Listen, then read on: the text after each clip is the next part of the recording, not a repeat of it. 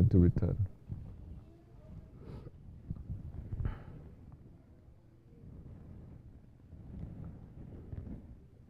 There's a lot of confusion these days from the Wahhabi ideas that they are stopping people from making extra worship.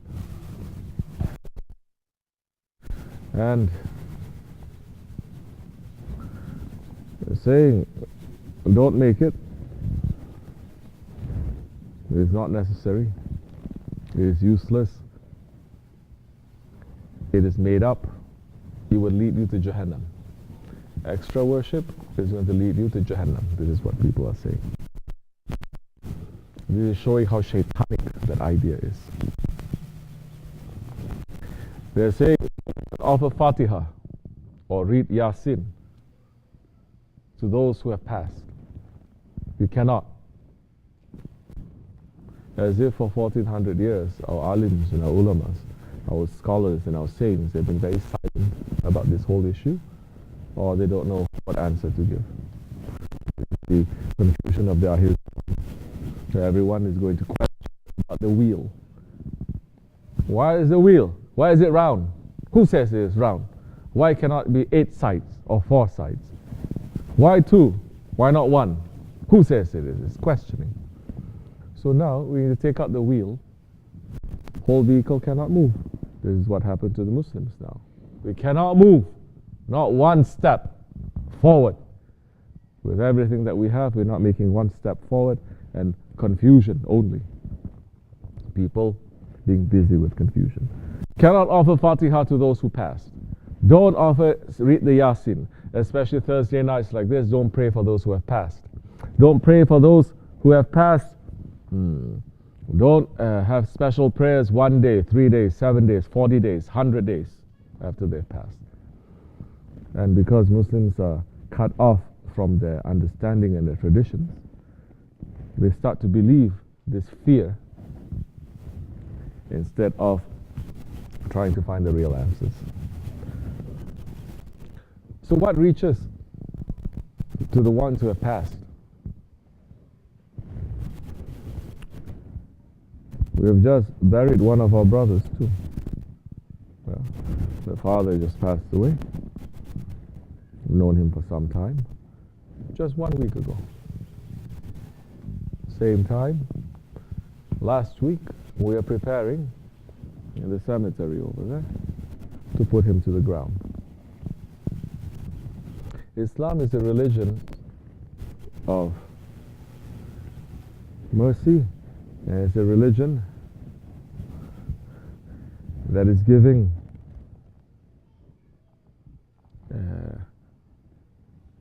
love, and it is giving good thoughts to those who are living and to those who pass. We don't take our ones who have passed away from this world and just throw them into a hole and just cover it and forget about them. Because those ones who live for the sake of Allah, they are fresh and they're alive. And there is a world that happens after this world, because this world is asfala safilin, the lowest of the low. There is a world that happens after that, which is the Baqalam, which is the world of the grave, that no Imam is talking about these days, because they're concentrating only on this dunya, this world, not talking about the world later. And that world is more real than this world. So, if you pass from this world, all right, all the women and all the children that are listening over there, take everyone and go to Shah Effendi's right now. All the children, all the adults, all those who have come and all those who are going to come, everyone is going to face death. It is a reality. If we're not preparing for that world, then it's like, what are you living for? Because you're not preparing for that world. That world, nobody is speaking about. They're not interested in. As if that world is not real. This world is real. That's why everyone is concentrating. All scholars are concentrating only on this world. When you pass from this world, your book is closed. except for a few things. Your book is still open. One of the things is what? The wealth is spent in the way of Allah. That's why Muslims, in the past, they're very intelligent. They say we're going to pass from this world. They don't take all their money to give to their children. They take their money and they open up a waqaf. They buy something, whether it's a land, whether it's a building, whether it's a well, that is still going to provide for the believers. And that book is still going to be open, whatever that people are using that, the reward still reaching to that person who has died until Judgment Day. So you cannot do anything else. You cannot worship anymore when you pass. But at least when you leave these things, your wealth in the way of Allah to provide, whether it's a soup kitchen or an orphanage, then the rewards for that will still continuously be given to you in your grave. And believe me, all of us, we need it that time. We're going to understand the value of one Allah that we say, one La ilaha illallah that we say, that when you say La ilaha illallah, it is better than this whole world and everything in it. Now we don't see, but when we're in that grave, we will understand. And we need that. And people in the past, they were rushing to clear their wealth and everything in the way of Allah. Because they understand how when you are in this world and you're earning one way or another, especially if you are having some money, it's not going to be 100% halal. It cannot be. They're very careful. So they say, at least if we give it to charity, that time will clean us, it will clean our wealth. We're not going to be questioned on the day of judgment so much. Especially the men. The women, Allah is not going to question. The men, Allah is going to question. You work. Where do you work? Why do you work? You earn money. How much did you earn? Where did you spend? Why did you spend? Every single thing that we are doing is going to be questioned. But who believes in these questions? Accountability. Who believes? Who talks about this accountability anymore? Who talks about how you have to face Allah subhanahu wa ta'ala one day and you have to give a full report? And everyone is living in this world as if they are saints. Yet there is no report. There is no accountability. There is no responsibility. Everything we do is, it's okay, it's halal, it's alright. No, it is not. So that remains open, whatever that you've put. What else remains open? One of the things, a child, a son or a daughter that is a salih, a righteous one. The one who continuously what? Prays for you. Oh, so you mean the prayer of a righteous person, the son or the daughter, goes to the person who... It does. Oh, subhanallah. What a big news. So he prays for you how? He's praying. He can recite Fatiha. He can recite La ilaha illallah. He can recite Yasin. He can recite alone, or he can call all his friends and he's saying, my father just passed. Everyone, pray together with me. Why is that wrong? Why is that not entering into this square head Wahhabi type people? Because their hearts are blocked, deaf, dumb and blind, and they cannot see. You don't need to know too much. That is enough. So that reaches. What reaches? The prayers are going to reach to you. The recitation, the zikr, it is a very forgotten sunnat also these days. At least the Turks, they're holding on a little bit here and there. They say if a person who passed, they have to recite 70,000 La ilaha illallah, correct? Until they are passed or until they are buried. They do. They come all together. Okay, you're going to make 10, you're going to make 10, you're going to make 10. Something like that. Everyone is coming together to pray, to remember Allah, to remember death. What is wrong with that? That is everything. That is what our religion is. To remember Allah and to remember death. So, the blessings reach to them. And with those blessings, who knows, in that crowd of people, there is one who is the beloved of Allah. That Allah loves that one more than anyone else because it's close to Allah and Allah is close to him. And through the prayer of that one, just opening his hand, Allah will grant.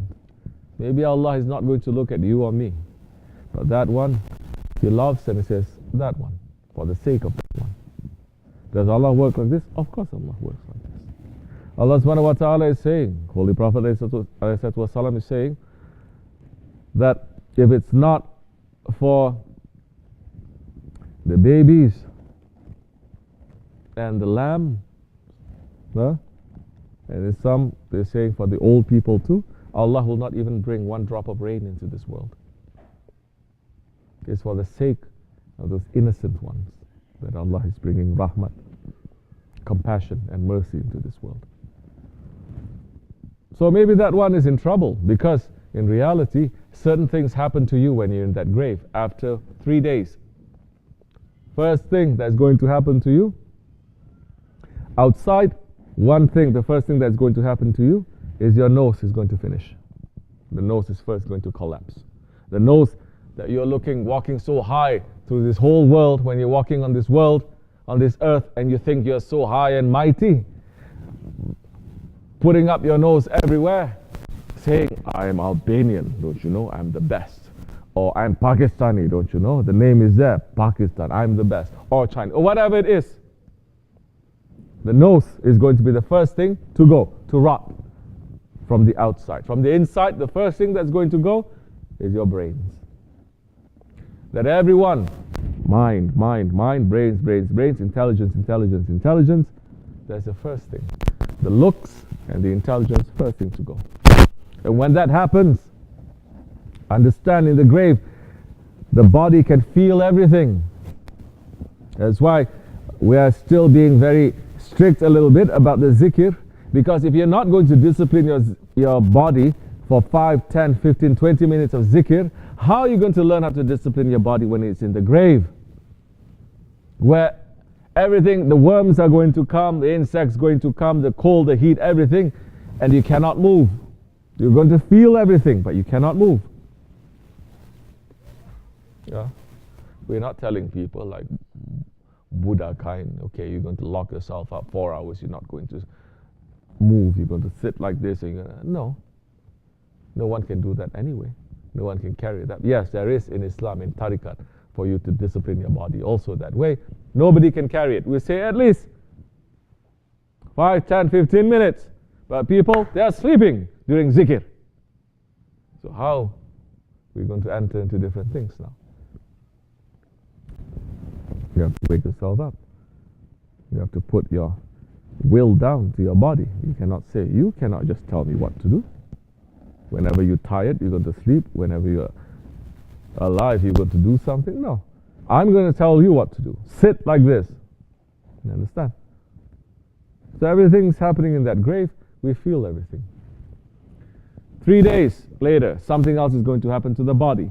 7 days later, something else is going to happen to that body. And this, when the body is rotting in the grave, it is a big punishment. It is already an azab. So you are in need now of that punishment, in need of extra prayers now to happen to you, so that the punishment will be lifted.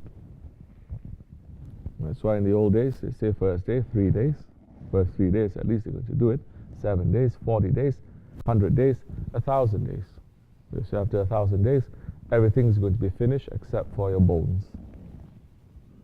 Now, when that happens, you need another set of prayers that's going to help you. So those prayers, it will raise your rank. Or those prayers, it will remove the fire and the punishment of the grave. It is important. So, whatever that we're doing, it is reaching to us, good or bad. There's no such thing as you do bad and it's not going to reach to you. No. In this world, you cannot go inside, he says, a McDonald's and drink 1 cup of coffee and not pay for it. You cannot do that. You will get arrested just for 1 cup of coffee that you didn't pay. And we think that we can do anything we want in this world and get away with it? What kind of understanding, what kind of intelligence, what kind of logic is that?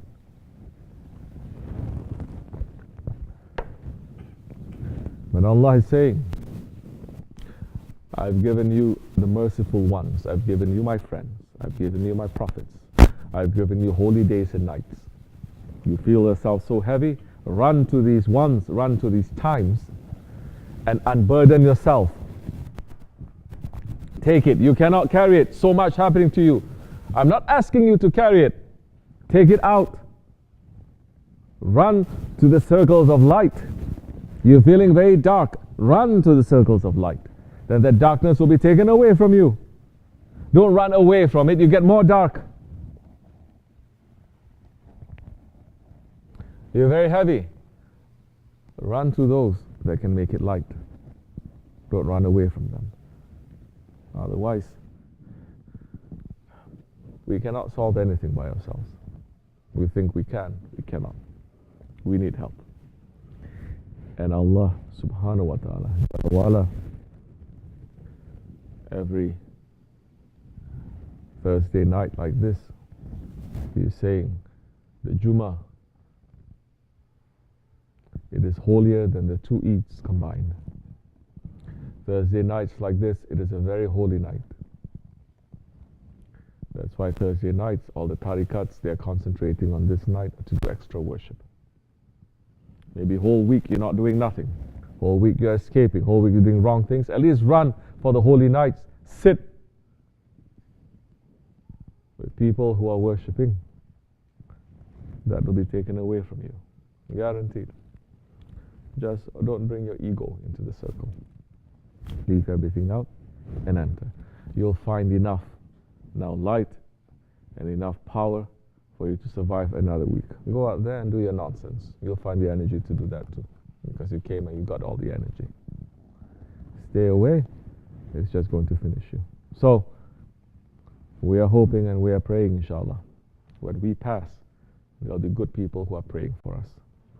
That we didn't pass from this world, leaving all our wealth to children or to other things that's only going to do wrong things. We're going to get the fire too. May Allah forgive me, inshallah, and bless all of you. Al-Fatiha. Amin. Assalamu alaikum. Any other question you have? Yes. How do we keep our faith from dying?